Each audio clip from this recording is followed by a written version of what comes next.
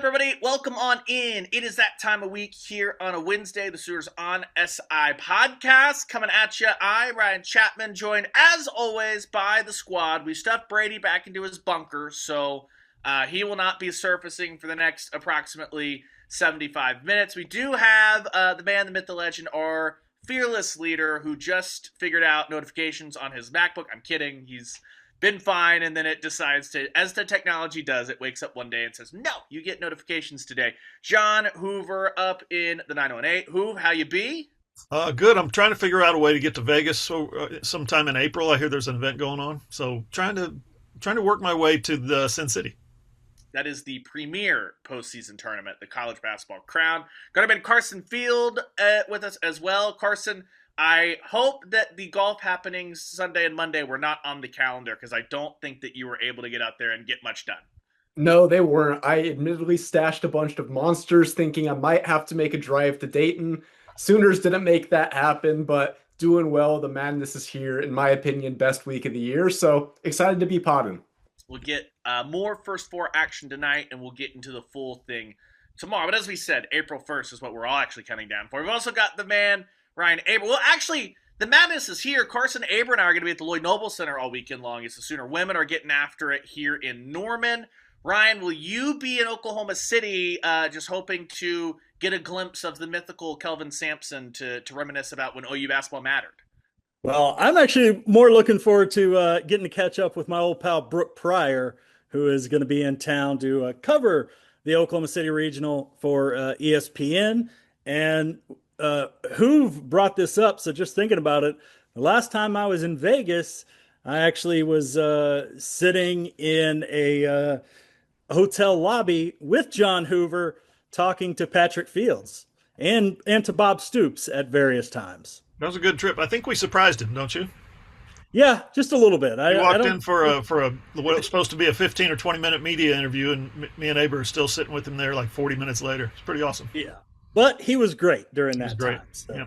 It was an interesting trip, and got to see the Vegas Golden Knights during that trip as well. So good times. As you know, my Vegas Golden Knights that are near and dear to my heart, as I don't think I could name a single player once Marc-Andre Fleur was not there anymore. That's neither here nor there. We'll get into all of that. Let's do a little bit of shifting and moving and changing. Typically, we're football from the top, and I promise this will be football adjacent. We'll get to the football. There's plenty of football preview and spring ball, all that. But kind of the big news of the last couple of days around Oklahoma. Sorry, my dog just opened the pantry door, and I was very distracted. The big news of the weekend across Oklahoma is the Sooners on the men's side, the women 4 seed hosting Idaho, Michigan State, Colorado State. We'll dive into that here in a little bit. But the men did not make the NCAA tournament, which then meant that Oklahoma Athletic Director Roger Denny had to make his first big call in Norman. And there was no waffling, no, oh, do we have to wait? Oh, we get to Monday or Tuesday and there's nothing, so I assume Portland. No. Roger Denny filters out, talks to ESPN, talks to a couple local reporters, and then himself from his own X account declares to the world that Porter Moser is returning. He also basically says that Porter Moser, under-resourced, he's overachieved. His job's to overachieve with the resources. It's Oklahoma's job to provide the resources to put him on the level that he can achieve big things. Gentlemen, let's just go around the horn first. Carson, I know that you were our boots on the ground, you and Brady doing a lot of the men's basketball coverage. A rally at the end of the year for sure, but for the third time in 5 years, he's simply on the first team out or second team out graphic.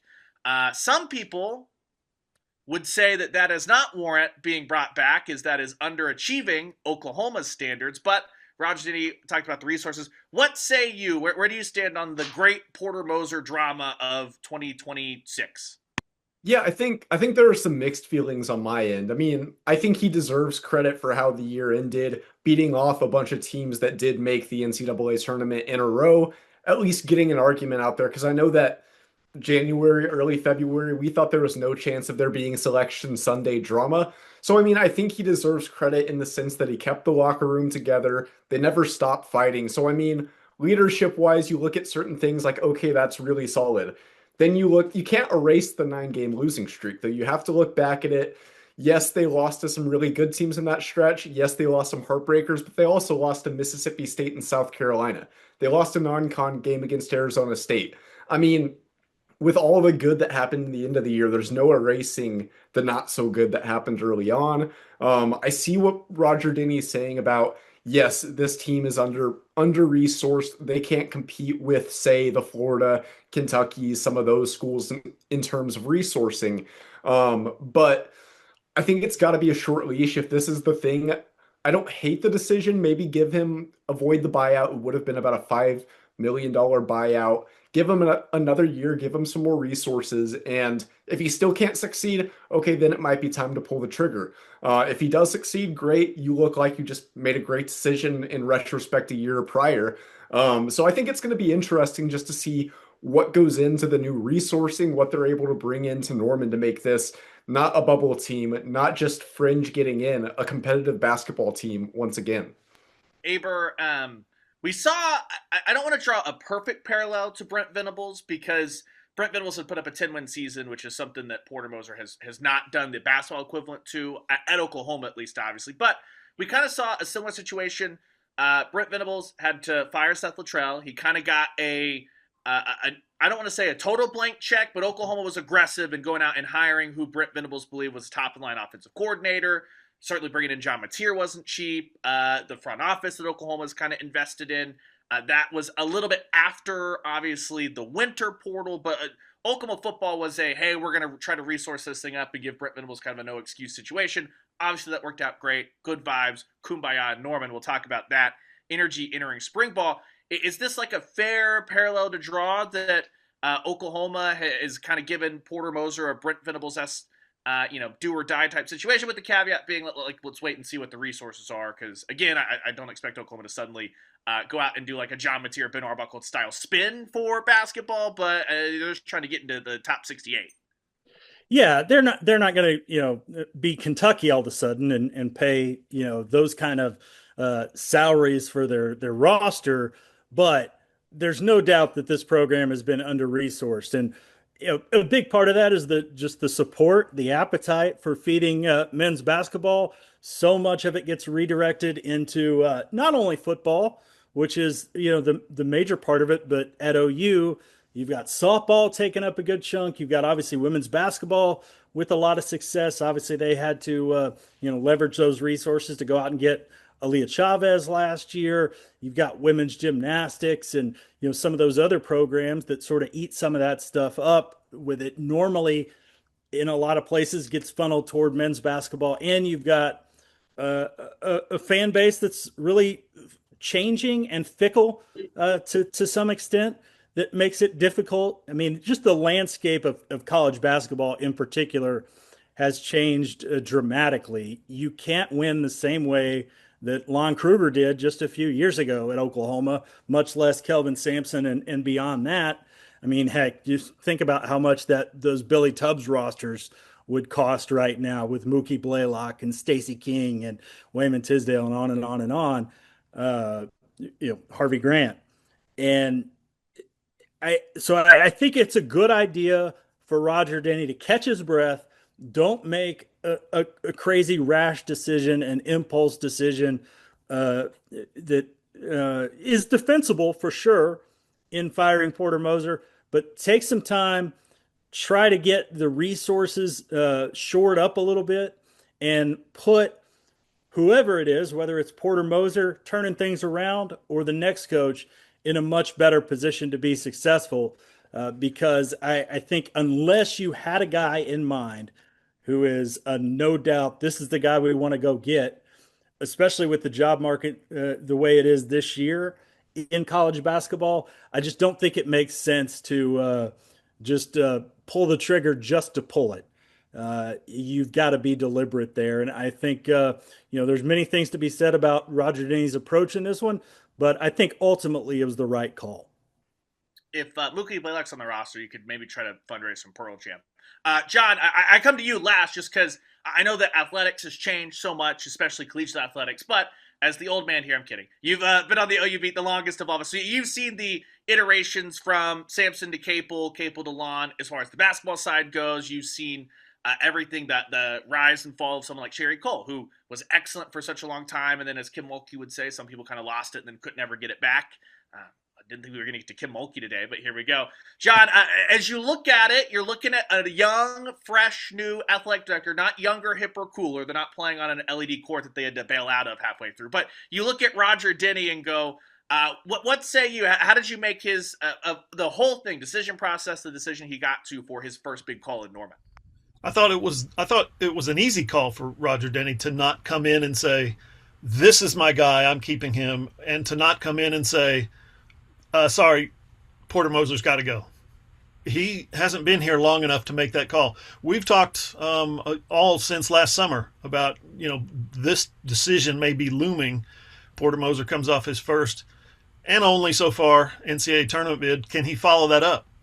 Well, yeah, he followed it up with a first out again for the second or third time. So now Roger Denny comes in and takes a step back and looks at the scope of the college of the Sooners basketball program. I mean, we talked since last summer. All due respect, Joe Castiglione has kind of kicked men's basketball down the road, kicked the can down the road a little bit. Deal with it later. Let's get through this part of football. Let's get, give Venables the resources he needs. And then at some point, Joe Castiglione decides to retire. That can is still sitting there down the road. That's Porter Moser waiting to be either picked up or kicked down the road some more. So Roger Denny's answer was, "I'm going to pick this up. I'm going to stand behind it. I'm going to support it. And I'm going to make this statement that we need to allocate more resources to men's basketball." It's like you said a couple of weeks ago, Ryan. He's a basketball guy. He comes from Illinois. He's from North Carolina. He knows what good college basketball looks like. And even in this new era of NIL and building your roster 1 year at a time with transfers, I think he knows and respects the sport of basketball and appreciates it enough that what we're seeing right now from OU basketball is not good enough. Because the only time they did get in the tournament, they had a lottery pick as a freshman, and he got him over the hump. So, yeah, that's if you can get more lottery picks, or if you can get lottery picks to transfer in somehow, as in cash, then that's where OU basketball needs to be. I was going to say, if only they could have had the number 7 overall pick, those kind of resources, right? And a guy elsewhere on that team that before he blew his Achilles out was maybe not like bona fide second-round type guy, but a guy that you're talking about, hey, could he sneak in? If only you could assemble the resources to give Porter Moser that, surely he would finish better than 6-12 in conference play, right? Well, that's the resources you want? Let's also remember that that lottery pick, they got lucky in a lot of ways with the reclassification, yeah, correct, and things like that led him to Oklahoma. Otherwise, he might never have come here. Yeah, so they found the mythical pot of gold at the end of the rainbow, right? Everything had to come together for Roger Denny, his Illinois Fighting Illini at the time, to not have a roster spot, right? Like, surely those resources that Roger Denny speaks of to get, can you imagine how much the number 7 overall pick would cost in NIL and what that, surely if you just could give Porter Moser that kind of player, he's not going to go embarrass the university every single time out, right? No, he finished 6-12 in SEC play and didn't win his tournament game. Got it. I understand the candidate pool is not great. You're telling me you couldn't find someone that's better than, he's 44% in conference play for his career, 55% for his career overall. I look more at the conference play because I think everyone understands that at some of the spots he's having to play a lot of bye games. It's going to hurt the overall record. I think that's totally fair. A guy that the only success he's ever had in college basketball, he needed 7 years to build it. We know that that's a reality of today, right? That is something that you can do in today's college basketball is build and build and build. And then you missed the tournament the very next year after that, I believe. You were able to build off that Final Four. You didn't make it to a Sweet 16.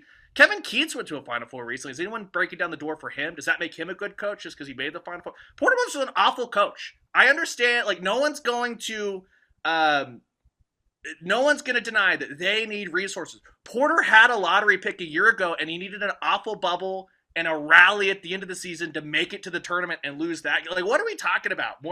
They need more resources, obviously. And I do think maybe Roger Denny can't say this, the financial reality of you have to buy out Porter Moser, then you have to buy out your staff, then you have to pay another buyout for the new coach to come in and buy out their staff. Then if it's not a proven guy, you're probably going to have to overpay in the transfer portal to bring – like, I understand the fiscal realities of that. Porter Moser's job is safe, not because he's a good basketball coach, because that's an expensive undertaking for a program that just came out of not getting to take a buyout or a cut, of the TV revenue from the SEC. This next fiscal year, the one that we're currently in, they're going to. Let's not pretend like this is because Porter Moser deserves another chance. He had, whether it was resourced or not, the ends of it, you had a number 7 overall pick. He's not going to get those kind of resources, and he sucked with that guy. I don't understand. I'll add this, Ryan. I'm not to cut you off, but I'll add this. Just the timing of Roger Denny's hire could have been better for Oklahoma to move on from Porter Moser. If they had been able to get him in the fall before the season started, allow him to see the full, scope of here's what our basketball team can do over the course of a season, I think he probably would have made a move. I think he probably would have said, Porter, sorry, buddy, we got to move on. And I think they would have negotiated and navigated how to get around those buyouts. But you're 100% right. The fans, the OU basketball fans, are the ones now being asked to foot the bill. Hey, we need more resources. We need better players. We need coaches with big salaries and coaching staff that we can, give them a big buyout as well. Who's paying for all that? It's the OU fans. They're asking for more NIL. They're asking for more donations. And OU basketball fans are fed the hell up with Porter Moser's basketball, his style, his coaching, his record, all that stuff that you laid out. Very few OU basketball fans want to re-up for 2026-27. I just don't I don't think you get a cookie for rallying at the end of the year when you were one game away from setting the school record or tying the school record for the longest losing streak. And I think that, again, when you talk about like the business side of it, take everything else out of it, everything we just talked about, I think that makes sense. You look at a place like Syracuse, which at one point was known for basketball, I thought. They just got turned down. A coach has decided between staying at South Florida or Providence. Like, I think that coaches now, too, are looking at, hey, what is your budget? The Providence athletic budget not going to be as big as the Syracuse athletic budget, but Syracuse is trying in football, right? And so that takes it away. And it's a really interesting time at Oklahoma when it's like Carson wrote about. We'll get to Roger Denny's greater statements at large, but when you didn't get that revenue cut just because it was the buyout agreement essentially with the Big 12, all that stuff.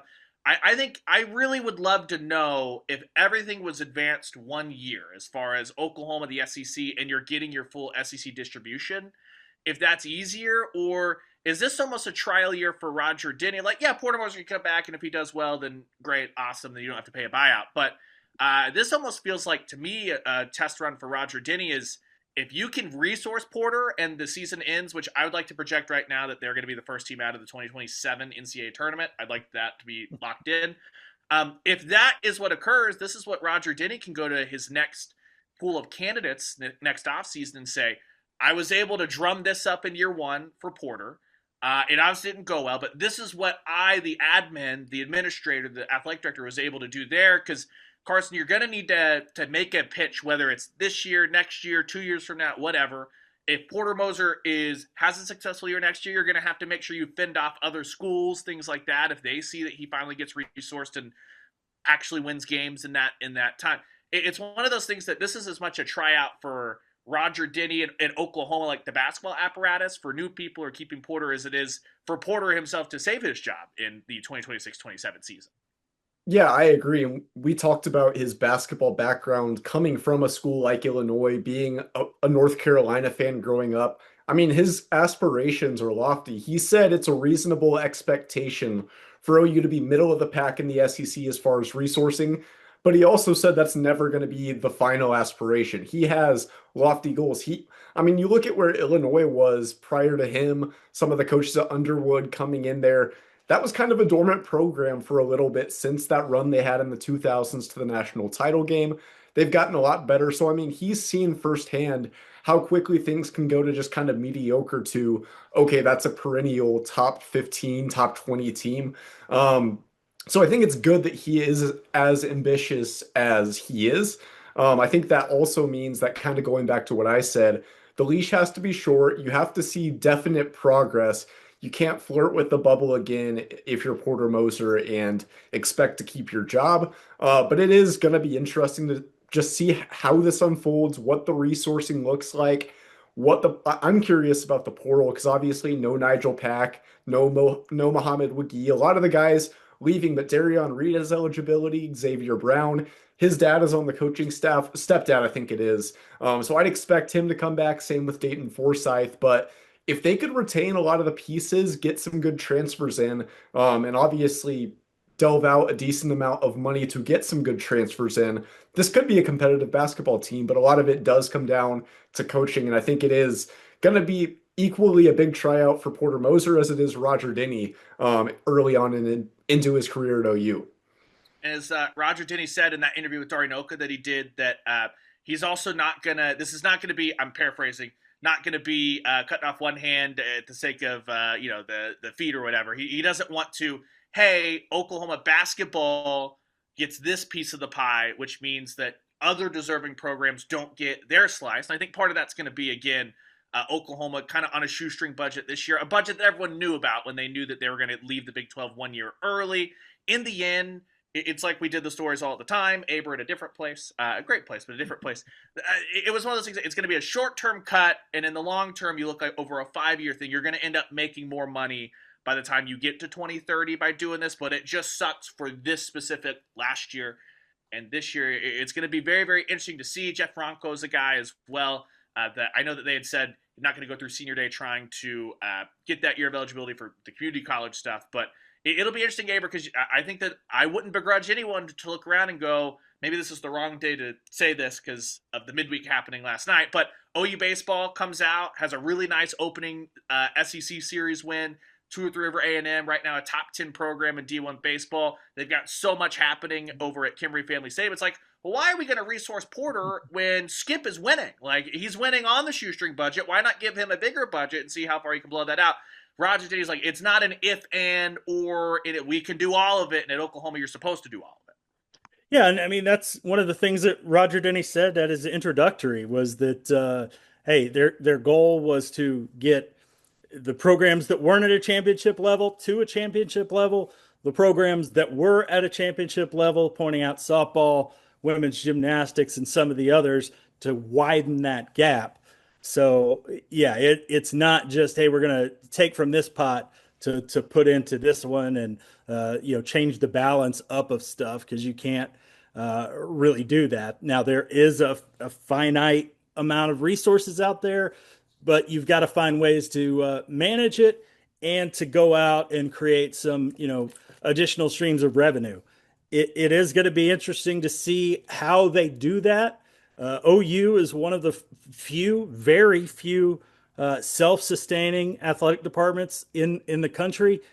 They've actually went sort of into the deficit this year, as we wrote about a few weeks ago. It's going to be interesting to see if that reality is going to be able to be sustainable moving forward. And that's something that Joe Castiglione was really proud about continuing that. But at some point, do you have to take some resources from the university, whether it's in student athletic fees, which most schools have, or something to that effect, to keep this thing going and make all of the sports sustainable, not just football. It's a good point, Aber. Real quick, good point. Pride goeth before the fall on stuff like that. We Joe's always been this, kind of highbrow approach. Athletics at Oklahoma, we take care of our own business. We give back to the university. I think they've delivered over $7 million in a year to the general university fund from athletics. Those days may be gone. You may have to bite the bullet, I guess, and take the hit and say, hey, Presidente, we're going to need some cash over here in athletics if we're going to have this program that has succeeded like this. Yeah, I don't think there's any doubt about it that soon That's got to go away if they want to be the kind of athletic department that they aspire to be. Yeah, it's exactly. There's no shame in it. There's no shame in, Yeah, I mean, there's a look at the reason schools. why there's only Yeah. I think it was 7 schools at the 7 time, might for a even long be time, less yeah. than that now. So Alabama, I mean, throughout the SEC, Florida, all these schools contribute to the athletic department, and the students are all okay with it. Enrollment hasn't gone down at those schools because it's a little more expensive. So, yeah, get off your high horse and start asking for other monies. What Nick Saban talks about this a ton when the times he gets asked about, like, how do you justify your salary as a coach and all that, and he's like, well, look at Alabama's enrollment before I took over, and then whether you like it or not, when people are looking at the student life part of a university, it's why Joe Harris Jr. always talks about through the many border regions meetings that we sit through, which are great, I assume. You sit there and he's like, one of the key pillars of Oklahoma is the community, the experience, and athletics is a part of that, which is why whatever he happens to be talking about that day. Recently, it was like, I think it was the football stadium upgrade, stuff like that. That's where we recently saw that. So we'll see. One of the things I do feel for Porter, I don't feel for much because he's shown, like you look at it, I would say losing to Arkansas, not having a Darius A. Cup is a resource loss. I would say losing to terrible teams like South Carolina and Mississippi State is that your coach is bad. And you shouldn't be doing that. I would say not being able to foul up threes that your coach is a moron. Look at the Missouri game.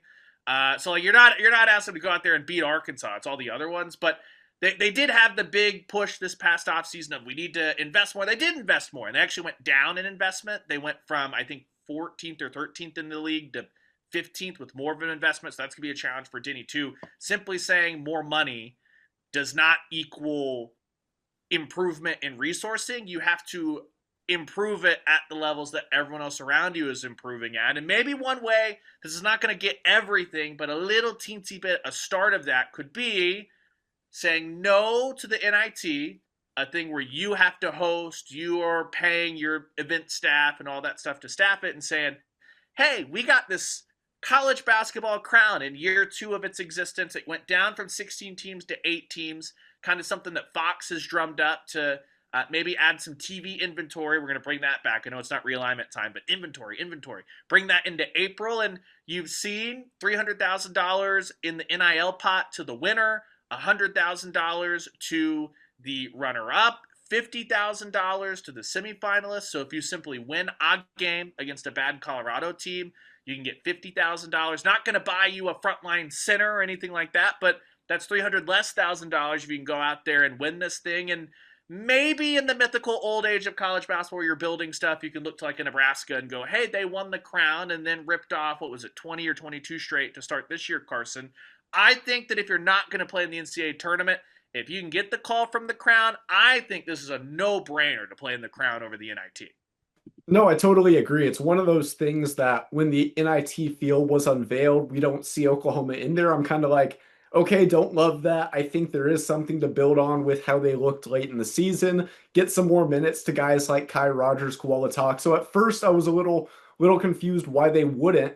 Then you see the crown field that it's a cash prize if you win it, 500 grand, all against power teams in this tournament. You've got to like that. It's one opportunity to play in Vegas, somewhere that's not the Lloyd Noble Center, somewhere you don't have to worry about mid-game fires. There's a lot to like about playing in this tournament, even though it's not the end goal. It should never be the end goal to miss the tournament, play in kind of a silly tournament in Las Vegas. But I like the fact that they're playing postseason basketball.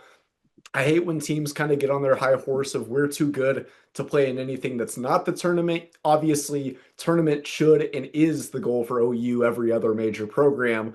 But getting some more experience, like I said, some of those younger guys, see if guys like Kualatak, if he still has a good role with his team, if he can do anything on the defensive end. I think there's a lot they can learn about what they need in the portal. And if they win a couple games, get some money, I think there's way more good than bad. I mean, the NIT these days, if the crown is not an option, I still think it's a good thing to play in. But there's a lot of just it's hard to win in that, because if you beat a team like Davidson, for example, like Oklahoma State did, big whoop, you beat Davidson. If you lose to Davidson, you get clowned. You don't take home any money. You just don't see as much value. I think getting one more road trip playing against, well, you said, and I agree, a not very good Colorado team than Baylor, Minnesota, whoever it is. I mean, it's still probably higher competition than a lot of these South Alabama, Davidson, Stephen F. Austin that you would play in the NIT.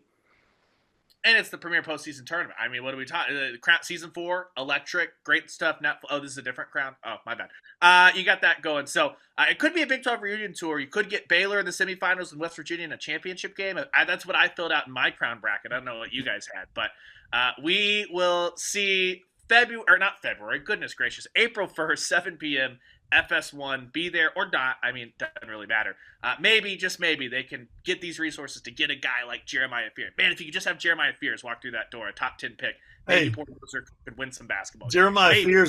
Would Jeremiah Fears last year have rather played in the NCAA tournament and taken that L in the first round, or gone to Vegas for a week and got up to, they win one game? It's $3,300 per player if you win one game. You win 2 games, it's double, $6,600. You win 3 games, you pocket $20,000 if you're a player. You know how hard those guys are going to be playing? You know how competitive those games are going to be? That's going to be insane. Money's on the line. This is exactly what college basketball and college sports, this is what I've been saying for years, guys, that the bowl games need to do. Oh no, Christian McCaffrey opted out of the bowl game. Nobody's going to watch. Hey, Christian McCaffrey, we're the whatever bowl, Orange Bowl, whatever. We're going to give you $5,000 if you come and play. Hell yeah. I'll come and play. I can put off the combine training for later. I'm going to go play another football game. They're paying me $5,000. Bowl games have needed to do this. And the NCAA tournament's in no danger. But the NIT is dead. El Muerto. And the reason why, I didn't know this. I started looking this up. You just assume that the NIT pays teams a bunch of money to come and play in their tournament. No, the NIT takes care of expenses if you're traveling, and then you get about, it increases a little bit each year. You get about $4,000 per team. $4,000 per team. Here's 15 players splitting $4,000. Oh, wait, no. I'm sorry. That money goes to the school, and the school decides how it's paid out. They can put it in their NIL fund, or they can go pay their history professor. It's insane how the NIT has just let itself slide while everybody else is shooting past it. All these crazy tournaments that they have. In lieu of the NIT, which is the oldest, most prestigious, original college basketball tournament, you've had the CBI, the CAB, I think, was one. CIT. The CIT, the RBI, the BLT. Now we got this thing. We got this thing called the Crown, and they're actually saying, hey, players, if you come play in our tournament, we'll pay you this much. If you come play in our tournament and win, you get to hang out in Vegas, and you get a bunch of cash at the end of that's winning in Vegas. That's winning. Who would say no to that? And you can do it all in a span of time where Vegas doesn't get old. You can do it in 4 days. The whole thing, the whole tournament, 4 days long. I think there's no doubt that this is a better option than the NIT. And, I grew up enjoying the NIT and, watching the semifinals and finals at Madison Square Garden on television. And they don't even offer that anymore. They've taken that away. Exactly. And it's, it's a shame. But again, the NIT now is run by the NCAA, who we know what their track record is with running things. Not great. So it should be no surprise. But I like the format. I like Oklahoma opting for this rather than the NIT. In my mind, on several levels that we've talked about here over the last few minutes, it's just a no-brainer. And we assumed on Sunday, guys, that we wrote the story. The season's over. I put a tweet out Sunday night. Well, that's it for the Sooner season. And everybody's like, the Crown started last year when OU went to the NCAA for the first time, and everybody was so excited about the NCAA for the first time, we didn't even know what the hell the Crown was. So it took us a year to what's the Crown? I'm not going to no Crown stupid tournament in Las Vegas. What the hell's that? Wait a minute, they're paying the players $300,000? What? Well, and Nebraska won it last year, and look what Nebraska's doing this year. Not exactly. That's going to be, an every year thing, but certainly, the NIL money, the money that they're paying directly to players helps. And free content idea: if Oklahoma wins, get your best video crew. Roger Denny goes from T-Mobile Arena, walks over to Caesar's Palace, asks where the roulette table is, sets 300 grand down on red. If you win, you have 600. You got your 8th guy in the rotation. Boom! You do it again, you might have a Matt center to replace Mo Aggies. Look at it. It's as easy as that. And if you think you might have a gambling problem, call 1-800. Well, that's what we're supposed to do in Vegas, right? This is my suggestion for Roger Denny, because otherwise I'm like, the Crown, the stuff on my fridge, what's happening? So we will, I won't be tuned in on April 1st because this is silly, but the Crown, the premier, it's the only basketball tournament I want to be in, obviously, as that. If they would like to pay me the $3,300, whatever, I will take that, though. All right, let's get on to other things. We'll regroup with basketball here in a couple of weeks when men's basketball at least. We'll get to the women's tournament here in a second. Got to slide in. We were contractually obligated. We do cover Oklahoma. So spring ball is kicking off next week, boys. And we drew straws. And by drew straws, I said I'm just going to go in order of what I usually do because I don't want to think that hard. Spring ball getting going. I'm going to take the easy one off the board, John, next week.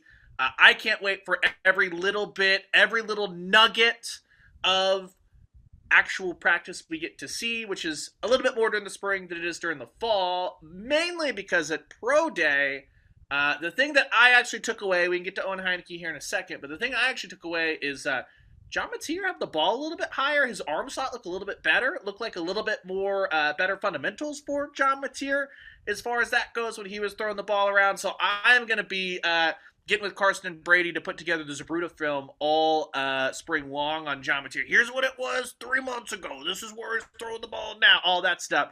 Because I'm a nerd. John, as you look at spring ball, what are you kind of looking for? What's the big storyline that you want to watch if you can maybe condense it down to like one position group to leave something for Carson and Davis? Sure. I'll piggyback that real quick.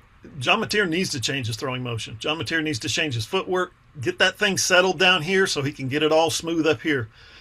He's a mess from the waist down when he's not running the football. When he's running the football, he's great. When he's setting up to pass, his feet have gotten him in a lot of trouble because it messes when your feet are not right. It messes up your arm angle, messes up your release point, messes up your targeting system, however that works for you. He needs to work on that. He needs to improve the heck out of that and stop throwing the jump passes. Those are cute when they happen. They're really exciting, but settle your feet down and deliver a football on time in space to the right target. The wide receivers are interesting to me. Satania is obviously a guy who is, proven, explosive, going to be fun to watch no matter what. I think he's going to be the go-to guy again, obviously.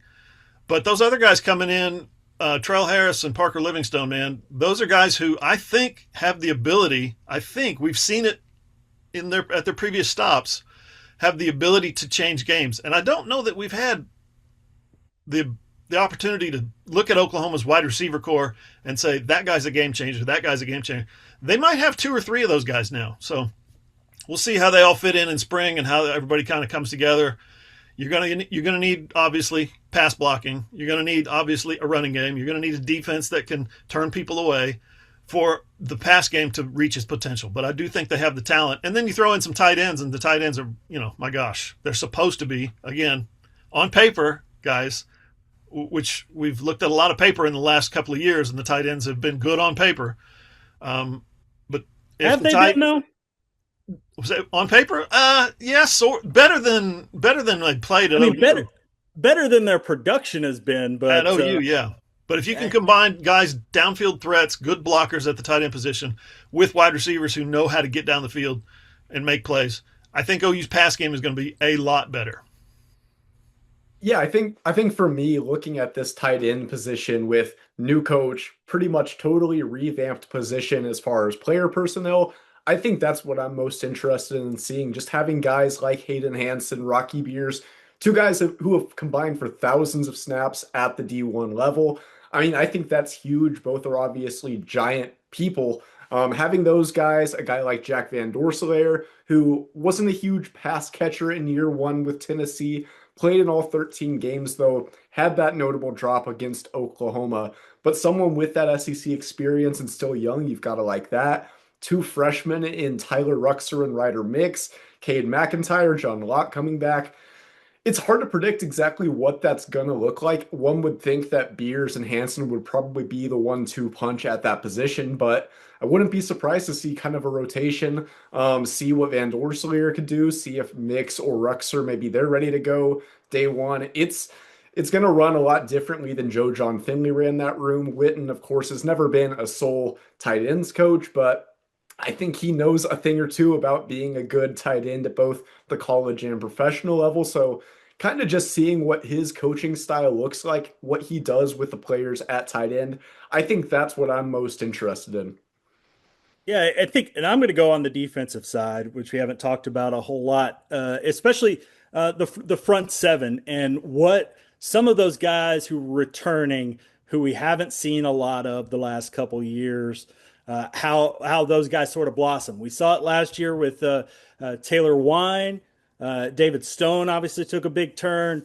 Obviously Owen Heineke, who Ryan brought up a minute ago, he was great and made a big leap. I think you look at who's going to be the next one. And, on the defensive front, we've heard a lot about Nigel Smith. And I got to talk to Prince Igioma a little bit about Nigel Smith, who he grew up with in Texas, and what he expected from him. And then at linebacker, obviously you lose Owen Heineke there. You bring back Kip Lewis. But last year, such a big piece of their success was the depth at that position in particular. Where do they go to fill that? Does James Nesta take that next step forward? Does Taylor Heim make a big leap as well? What does Cole Sullivan look like coming from Michigan? Obviously, they really like him and feel really good about that addition, especially in light of Heineke's issues going on in the NFL. But I'm really looking forward to seeing what that front seven looks like depth-wise, because they're really good up front. The top line guys are as good as they were a year ago, maybe. But what made them great last year was their ability to just cycle through guys and not have that big drop-off, and to keep guys fresh at the end of games. And they've got to be able to do something like that in 2026 in order to be successful. And just to kind of further that, you go one level beyond. It feels like they've got the depth there at corner, but I know that Robert Spears-Jennings and Peyton Bowen played a ton, and you'll have Peyton Bowen back, but being able to have Jaden Hardy, Michael Boganowski, those guys, you had so much depth back there that Reggie Powers could step up and play cheetah, and that wasn't a big issue for Oklahoma. Well, not only did you graduate out Robert Spears-Jennings as he's chasing down his NFL dreams, but you have also no more Jaden Hardy in that room or anything like that. And so it's kind of like Boganowski and Peyton Bowen as far as the experienced guys. But even Boganowski I have no doubt in his ability to step up into a much larger role, but it's not like you're returning a returning starter or anything like that. So that's going to be interesting as well as far as that goes. And you mentioned Owen Heineke, Aber. Let's take a half step back to Pro Day. If you're a Pro Day enjoyer, you know that a lot of that is, hey, some of these guys, I want to run one more cone drill, stuff like that. But the two kind of big things for us, one was Jaden Ott. We'll get to him here in a second. I appreciate that he talked to us and what he said. I don't buy a word of it, but I appreciate it. Owen Heineke, though, I thought was the really interesting one. Jim Nagy threw in that little nugget about Owen at the spring media day where Oklahoma was still working and doing everything that they can. Being able to talk to Owen and just go, hey, what's the next step? Owen, I thought, was pretty candid that the next step would be a lawsuit a la Trinidad Chambliss, or sorry, technically an injunction. He can do all the legal stuff. He's a smart guy. I'm not. It would be to file an injunction as far as that goes. And I asked him, why haven't you filed that injunction yet? And he basically said, well, I could have filed it or not. And you look at Trinidad Chambliss, if he loses his appeal, which I don't know which appeal we're technically on, but the NCAA appealed to the Mississippi Supreme Court, then Trinidad Chambliss is in a spot where he's not been doing the NFL draft process. Then he could, if he loses that, not be in college football next year. And Owen Heineke basically said, I'm focused on the draft. One, because he believes that he can chase that down. But two, he said, I can't afford to play or to not play football next year. So if he gets to draft day and doesn't get drafted and doesn't get picked up to a team, I think that's where they might more seriously consider some of the injunctions, stuff like that. But the only thing he can control is trying to juice his draft process and his draft stock through the draft process. So that's what he's focused on now. Carson, I thought it was kind of insightful from Owen because I think we've all sat back and gone, outside of just not having the appetite to do a big legal battle, which I know that Oklahoma, I'm sure, could find lawyers and judges and all that stuff, so it's not like a financial burden on Owen Heineke, but it is just a long process of I don't really know what I'm doing. Will I? Won't I? It's kind of out of my hands. Seems that Owen's kind of taking the approach of I'm going to control what I can control, and we'll just kind of let the chips fall where they may on the other side of the draft. Yeah, and I mean, I think that's really all you can do from a guy like Owen Heineke. Just act like you are going to the league. Obviously, we've talked about he doesn't just have a plethora of tape being someone that was deep in the depth chart before the 2025 season. So I do think these few weeks before the draft are the ones that have preceded Pro Day, very important for a guy like that. And he seems like he has the right attitude as far as, okay, I hope there is this last ditch shot, but if there's not, screw it. I am now a professional player. I'm going to do what I can. I've done it before at Oklahoma. No one really expected me to be a key player. 2025, he's one of the best on that defense. So you've got to like that attitude. And I think there's a lot that he probably gained from participating in Pro Day, going out to Indianapolis. I'm sure, just speaking with him, I'm sure his interviews went well that he had in Indianapolis with teams. He just seems like very professional, like a lot of the outgoing players do. But he seems like he's doing the right things and still holding out a little bit of hope, even if it's this big. If you want to read the full Owen Heineke story and everything he had to say, Oklahoma Sooners on SI.com. That's the website. It's always free. Don't have to, as Hoover always likes to say, and rightly so, you don't have to put in a single credit card to read any of our stuff or anything like that. Just hit the football tab, scroll. It was last week, so it's under a couple of stories if you're looking to get read up on all the new guys before spring ball gets going. We also have all those Oklahoma Sooners on SI.com. If you scroll a little bit, you'll also read a story on Jaden Ott. He finally speaks about what happened. And again, full credit to Jaden Ott. He was great with us, talking just for doing the interview. You don't have to on Pro Day. And I think he knew that he'd probably get a bunch of the same questions that we asked him as far as what happened last year. And Jaden Ott said basically, got banged up in camp, which we knew, and that by the time that I was healthy, everyone was rolling.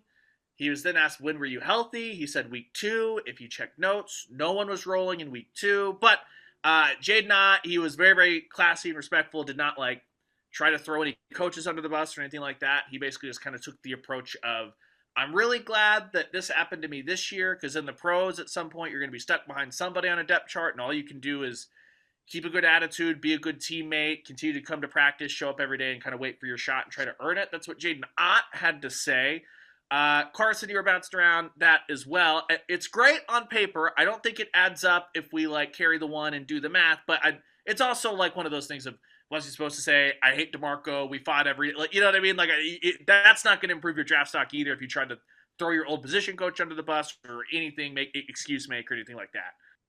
Yeah, I mean, what you said, I agree with as far as kudos to him for talking to the media. Absolutely didn't have to do that. I would totally understand not talking to us after his stinker of a season that he had in Norman. There's no denying the guy's potential. I mean, he has the size to play in the NFL. You saw some flashes in the Senior Bowl, much to the dismay of OU fans who are really not happy with how that whole thing shook out. But you've got to look at this season, what happened as a red flag. Just obviously some injury concerns. Obviously, he didn't come to Oklahoma just fully healthy, but just kind of seeming checked out the whole season and never having not even a small role, just no role with this team. That's got to stick out, I think, in the minds of NFL GMs, because you look at someone that he tries his best to play through the injury. Sure, his stats aren't great, but never disassociated from the program. I think a lot of NFL executives would see that as, okay, we see the potential. There's still some bugs here. Got to work through some of that health stuff, but there's a big just ceiling for this guy. Now you're like, that ceiling's still there, but what's the likelihood that it comes out? At least if I am an NFL GM, that definitely makes me at least hesitate before taking a guy like Jaden Ott. As Sam Presti once said, I don't know if Jade Knott thought this, but I would adopt the Season of Discovery moniker a couple years after a Season of Discovery. The Thunder were back and playing well. Maybe that can help Jade Knott. Free tip to you as far as what I'm sure that I'm sure he's going to have a ton of conversations with scouts, GMs, all that stuff. Had that opportunity at the Senior Bowl, as Carson mentioned. So we will see there. Before we get on to other stuff, Hoove, do you have one more thing kind of adding on to the big A block today, which is resources? Yeah, just to finish that thought on how many schools take what they call allocations from student fees, state funds. Here's what fits under the definition of allocation: student fees, direct and indirect institutional support, and state money allocated. Basically, everything not generated by the athletic department. OU is currently one of 12 schools that does not take any of those student fees, state funds, taxpayer dollars, or anything from the university general fund. So one of 12 schools nationwide. And we're talking the entire Division I, so 350 schools. That's pretty remarkable, but it's like me and Aber both said, it's probably time to move past that line of thinking and start taking those, if instead of asking the same athletic boosters every year for more money and more money and more money. Probably time to start taking some of those. In the SEC alone, the school that takes the most money, I should say the athletic department that takes the most money, most allocations. Are you ready for this? It's Auburn. Big surprise. $15.5 million last year. 8.9% of their athletic budget, athletic revenue came from allocations. Second was Missouri. Third was Alabama. Missouri's $13 million, Alabama $11 million. After that, you get into single digits, $4 million, $3 million. But yeah, OU is currently one of 5 schools in the SEC that do not accept allocations outside, taxpayer dollars and stuff like that. LSU, Texas A&M, Kentucky, Arkansas, and Mississippi State, as well as Oklahoma. So I find that interesting. That there's schools. There's some schools, some like Sac State gets like 93% of its athletic revenue from allocations, like student fees and stuff. So that's just interesting to me.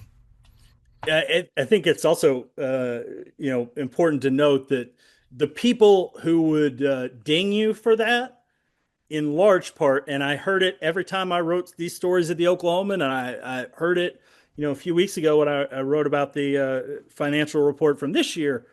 The people who you ding you for that are generally going to ding you for it anyway.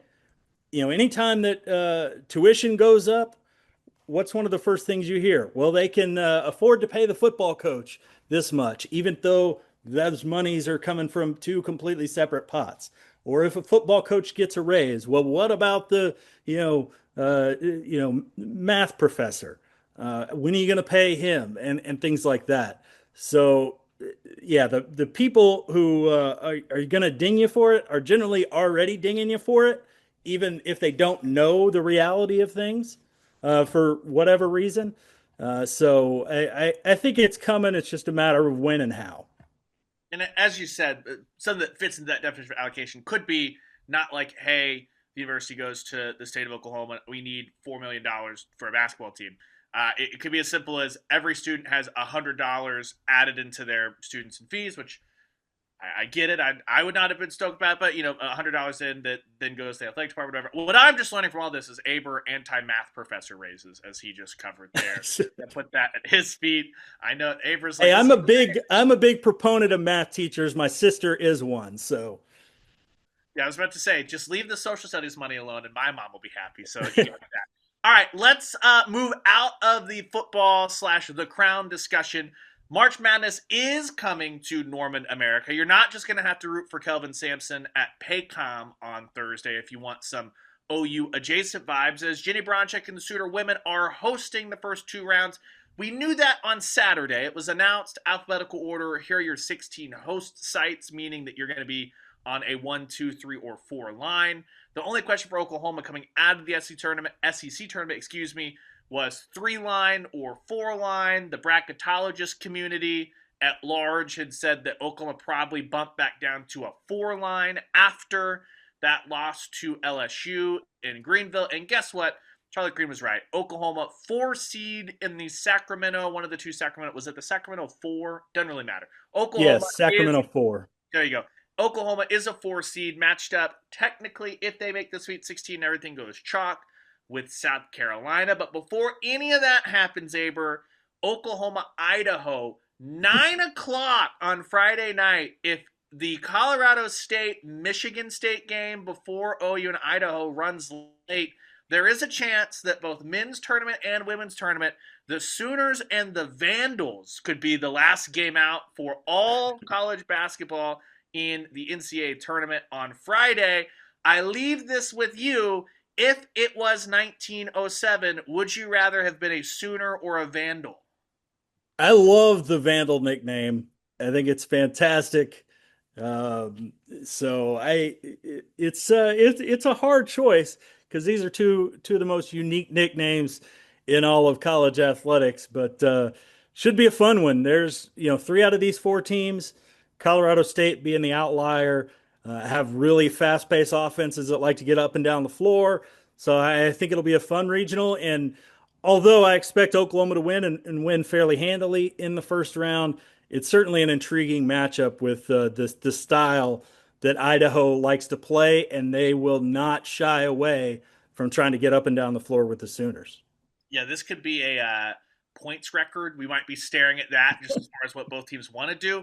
The thing that Idaho will run into is that they've you look up and down their schedule, winners of the Big Sky, a really good team, but they did not have like a bye game against UCLA or something like that where they've seen any center that looks, feels, or is as good as Reagan Beers. So I am interested to see what that looks like. Both Carson and Aber will be there with me in Norman. Carson, when I look at this, I was kind of looking at some X factors. Obviously, you want to get past Idaho. You should get past Idaho. For me, I'm looking at Chavez and Beers got to play well. Here's the 3 other little things I'm looking at for Oklahoma when we regroup for us to be previewing Sweet 16. First off, if Zahara Williams can hit a couple of threes here and there, it makes helping off Reagan Beers even more difficult for a school like Idaho or Michigan State or Colorado State, especially if it's the Spartans. The second would be Brooklyn Stewart minutes when Reagan Beers isn't on the floor. And then this, to me, the seniors are guaranteed now 1 game left at Lloyd Noble Center. They're hoping to play 2 more. I'm looking at Peyton Verhulst, someone that had a very clear defined role the previous 2 years. It seems like she's kind of been, by her standards, a little bit in the wilderness. But if you get Peyton Verhulst off ball, this is one of those, we see this all the time, Carson. The seniors just put a weird year aside and say, my basketball future is now. It's in front of me, at least at Oklahoma.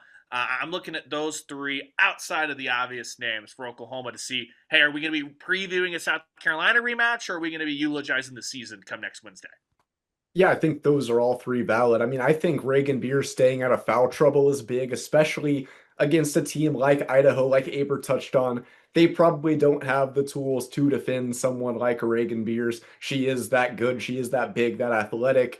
We've seen her, though, get in foul trouble, and that hurts this team. She is, I mean, obviously Aaliyah Chavez, star freshman, but it's hard to match the impact that someone that Reagan Beers has on this team, especially against a mid-major, even though they are a good one, very good record coming into Norman. It's hard to see them matching up with someone with the size of Reagan Beers.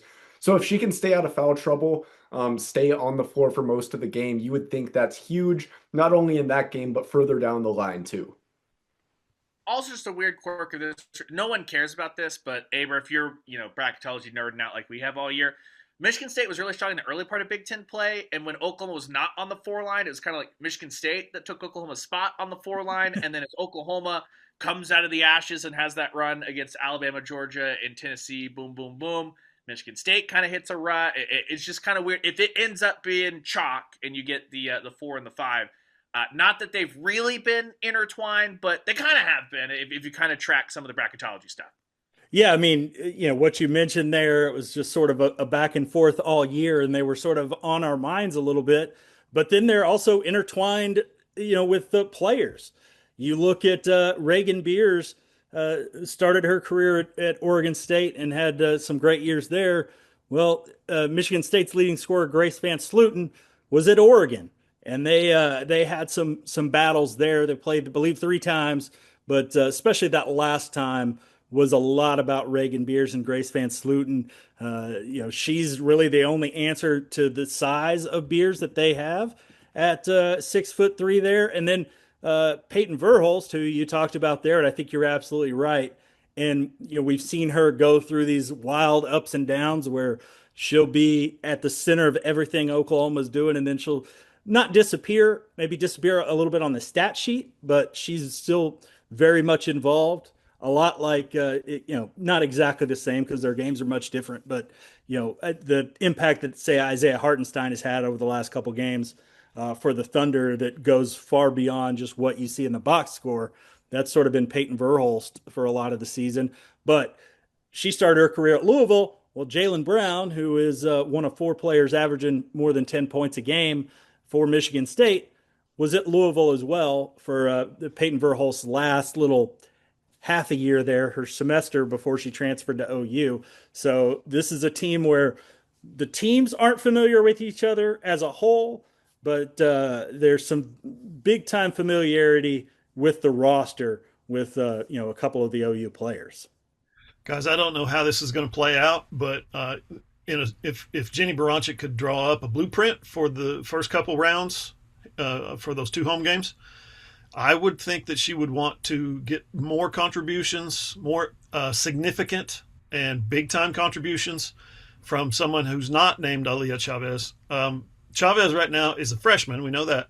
She leads the team in total minutes, 979 minutes. I think she's hit the wall. If you look at her shooting percentages, 11 out of the last 12 games, she's under 40%, like way under in a lot of these instances. And I think as a freshman, you're used to playing, they play those AAU games and summer league games all year long. But as a high schooler, you're used to playing 25, 30 games, sometimes a little more. She's now playing Division I basketball. She's in her 31st game. I think she's kind of hit the wall. I think you're going to have to have somebody like Zaya Van or Sahara Williams or Ryan Peyton Verhulst step up and take on more of the scoring load, more of the shooting load, because they're just not. It's not an efficient offense right now. It's not an efficient product, and a lot of that is their best player, Aaliyah Chavez, is not making shots.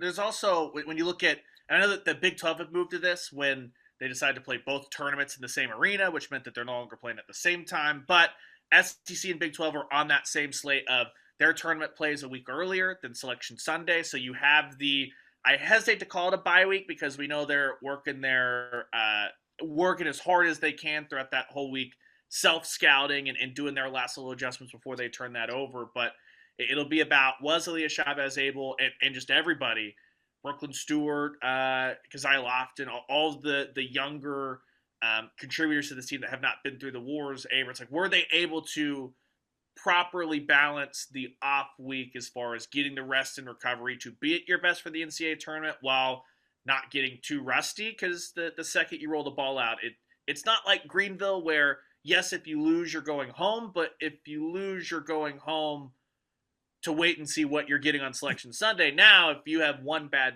game, we know this, that it can be over just like that. Yeah, I think there's a good and bad to that dynamic of the extra week. I was always a fan of the way that the Big 12 did it a few years ago when they were playing the tournaments sort of simultaneously, and OU got to sort of build some momentum into that and not have a chance to catch its breath like most teams on the men's side do. Although the mid-majors certainly do it a little bit differently there. But I think for this team, to Hoop's point about Aaliyah Chavez, playing a ton of games, I think it helps them to sort of regroup. He mentioned Zaya Van. While she's got some experience, she's still a really young player as well, and certainly taken on a much bigger role this year.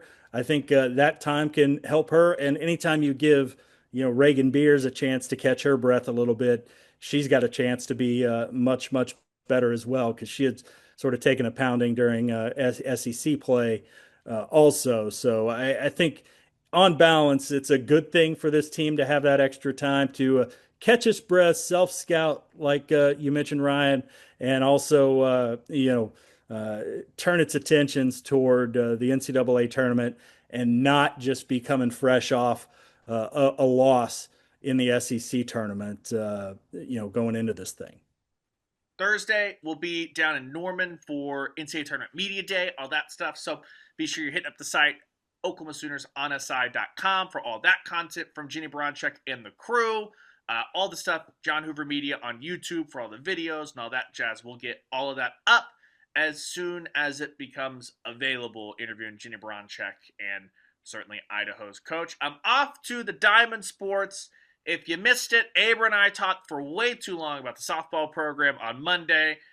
Every Monday, I say that, and this next week it'll be on Tuesday because Oklahoma's in Oxford this weekend for the Saturday, Sunday, Monday series against Ole Miss. The schedule shift.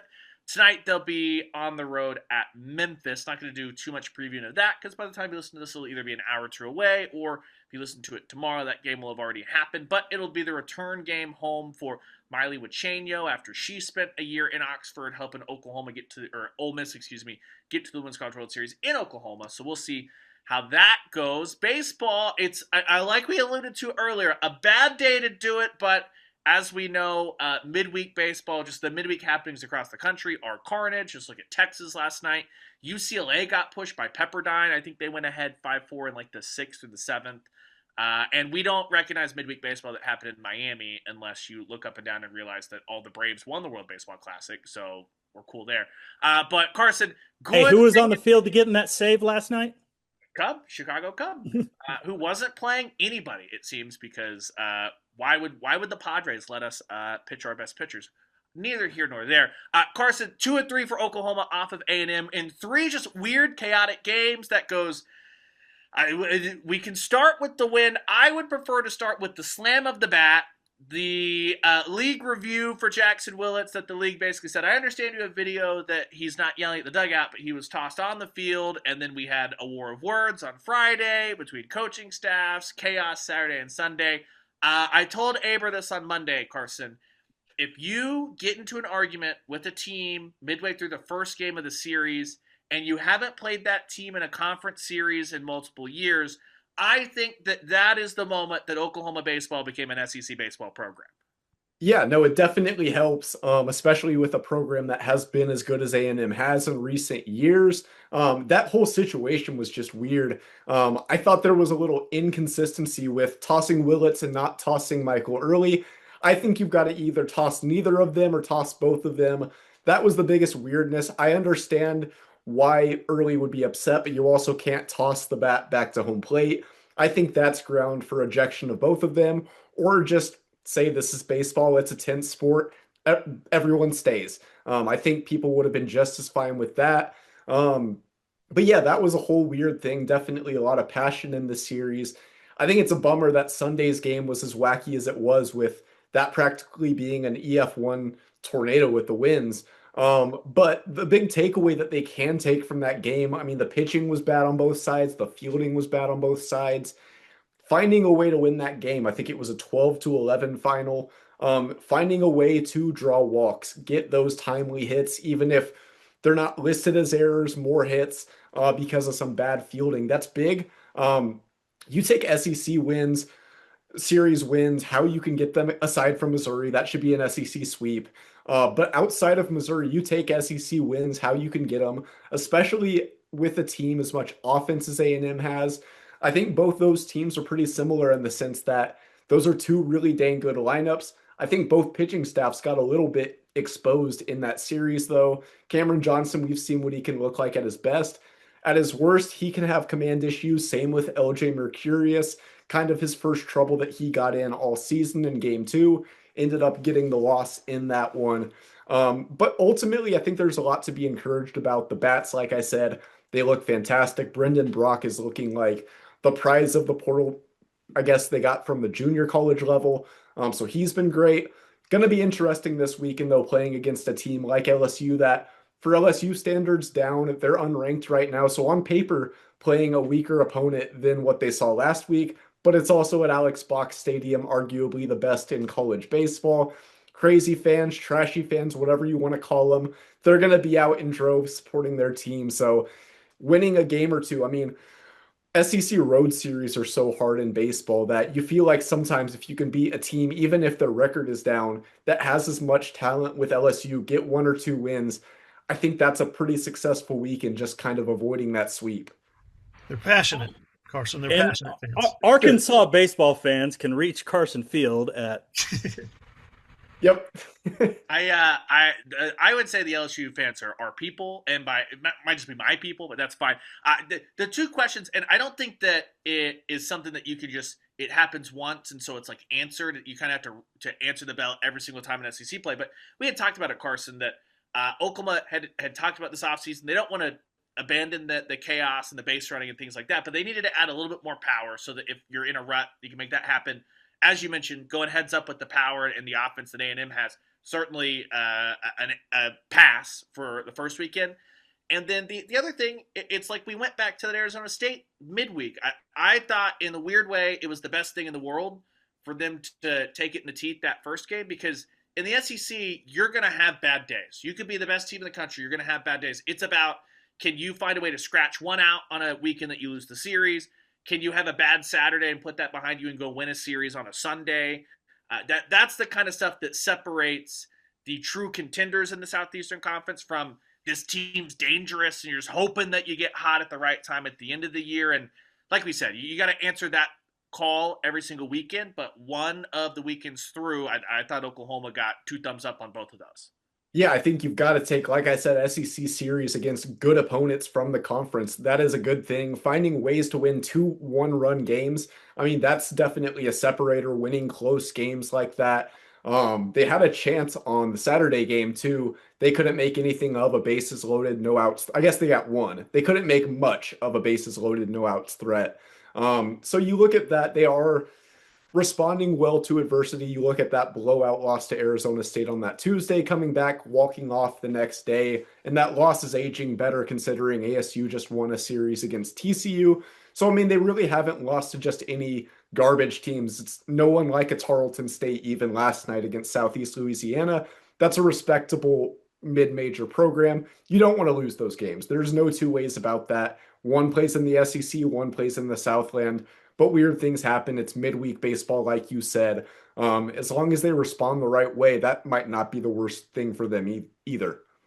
We will see, like you mentioned, LSU and then Texas on the other side. So a big close to March for Skip Johnson and the squad out there. Next week be another busy week. We'll be recapping everything.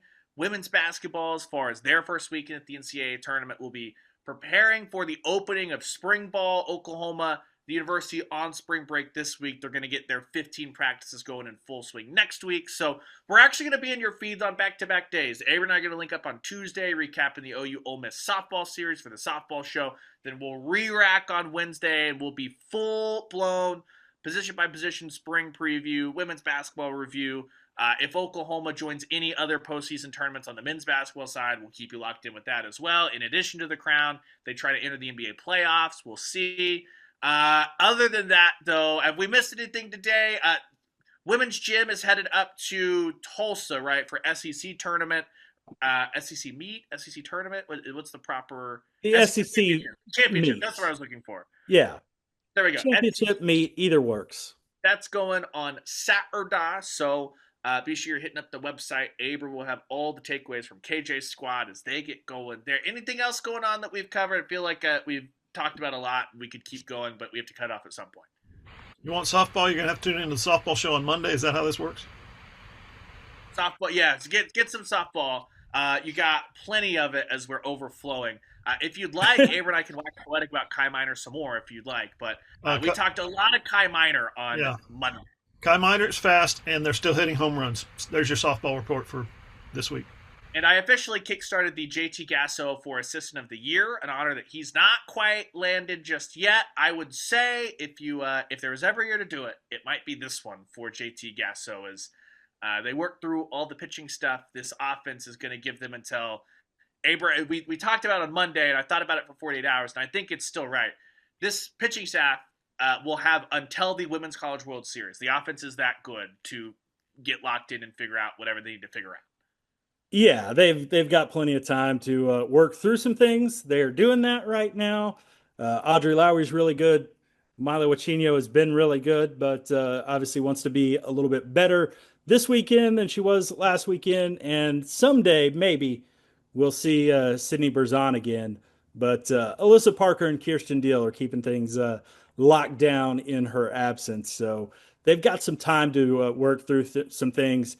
The biggest question right now is not does the home run record fall, but by how much, and are they able to hold off UCLA, who could be hard charging to get there as well, because they are hitting a lot of bombs now as well. But OU still got a pretty healthy lead. We'll see what SEC pitchers have to say about that. Yeah, they'll face some actual stats. Auburn is terrible. We'll see also if can we. Women's College World Series Media Day is the Wednesday before the event. Could we get Megan Grant and Kendall Wells to do like home run derby on that Wednesday, just as like a little like, hey, the games are going to start tomorrow, but these two absolute badasses are going to get after it. I think that the world would say yes, please. Can we get some of that?